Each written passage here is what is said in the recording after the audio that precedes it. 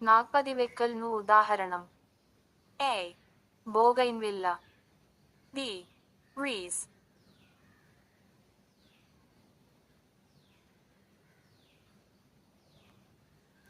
ഒരു ചട്ടിയിൽ ഒരുപാട് കളർ ഉള്ള പൂവുകൾ ഉണ്ടാവാൻ ഉപയോഗിക്കുന്ന രീതി. A. Budding. B. Layering.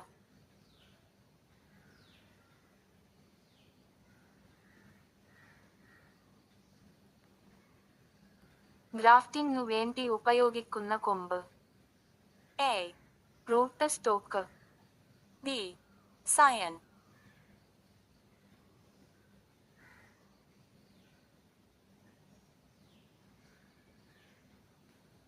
Bhagyalakshmi ഏതിന്റെ സങ്കരയിനം വിത്താണ്?